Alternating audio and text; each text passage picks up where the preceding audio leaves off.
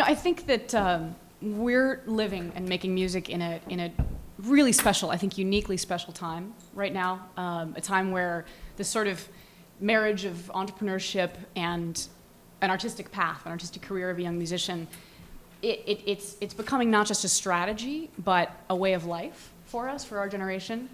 And I just sort of like to begin by saying that this is a really, really great time. No matter how many articles you read in the New York Times about grumblings about the death of classical music and the demise of the symphony orchestra, and the narrowing number of jobs for a growing number of overly trained conservatory musicians, don't believe it. This is a really, really great time to be doing what we're doing, to be making music, to be starting new businesses, starting record companies, and working together to create, a completely new way of looking at 21st century art and 21st century music, and our 21st century audiences.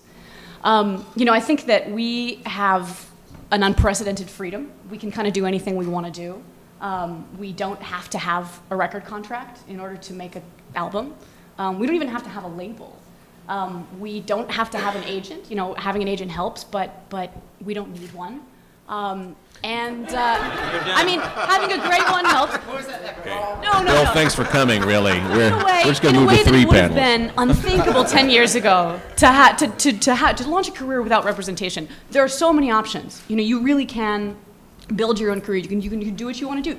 You don't even have to have a website. A website helps, but your MySpace account, which you've probably been cultivating, in all your hours of procrastinating from practicing at the con, will really do the same thing, and it's free, and it'll connect you with communities all over the world.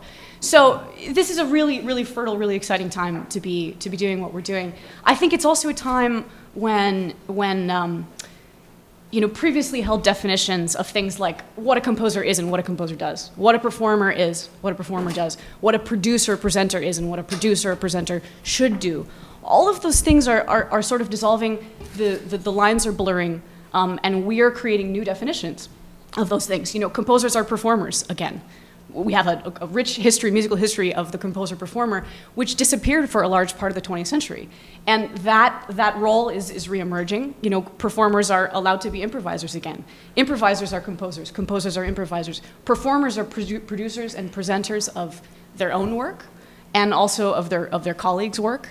And we can start businesses and nonprofits and ensembles and indie rock bands and whatever we want to do.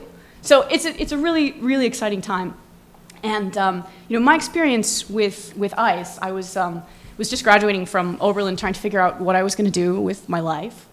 And I had won the Presser grant, which I think is still in existence here at Oberlin.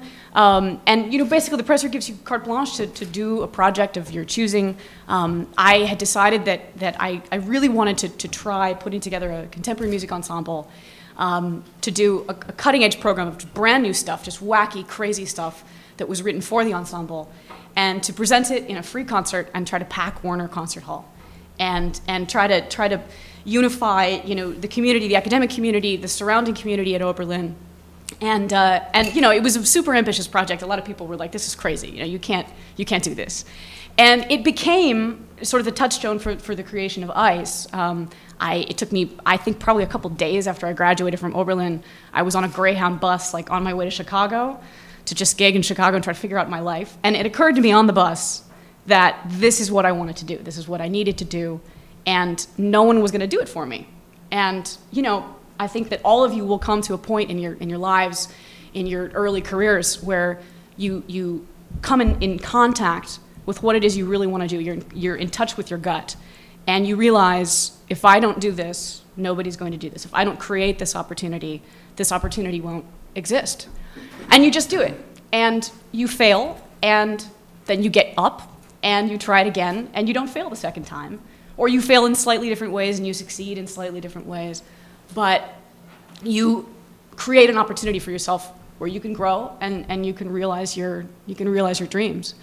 I think, speaking a little bit more about entrepreneurship, I think there's something that in the business world you would call your product and your market, right? Fortunately, we don't have to use those terms. We talk about our product is ideas, and our market is our community and our environment, and our task is to creatively and strategically respond to the the changing needs of the art form itself, the music that's being written, which is changing, developing, growing at the speed of light, and to respond to the changing performance practices of that music, which are also developing at the speed of light, and to respond to the changing needs of our audiences, which are also changing at the speed of light. And that, that sort of marriage of objectives is what defines entrepreneurship for me. I think another key element for me has been looking at an obstacle just straight in the face until you see an opportunity. Because everything that comes in your way, and I'm sure this is something we'll speak about on the panel a lot, you come across a lot of obstacles in life. And if you're trying to do something without support or something that hasn't been done before, obstacles are par for the course. But the trick is to just look at the obstacle until you see directly through it and realize that it's an opportunity for you to try something that you've never tried before, to think about something in a way you've never thought about it before. And very interesting things happen when you just do these, I think, quite simple things. So I just wanted to say a few more words about ICE. Sort of my brainchild, and it was my dream when I graduated from Oberlin to put this group together. I wanted to create a 21st century orchestra, something that was on par with like the big European ensembles like Ensemble Contemporary, Ensemble Moderne, but that had an American flair. American flair in the sense that, like, we're not going to play at huge halls and be paid enormous fees that are subsidized by the government to do this work. We have to get out there and create an audience, build an audience, and create new structures, new funding structures, and new presentation structures for that music. So we started just giving free concerts. And I had a lot of people that just said, that's crazy. No one will take you seriously if you give free concerts. And people take us seriously now. And we still give free concerts. And I love giving free concerts because, anybody can show up.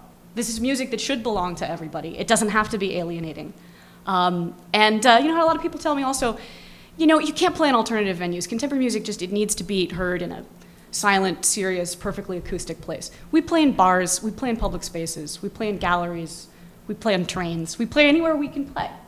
And, we've created a new way of presenting this stuff and of getting it out there into the world. And part of that in the beginning was just necessity because we had no money, we had no resources, no concert hall was going to book us.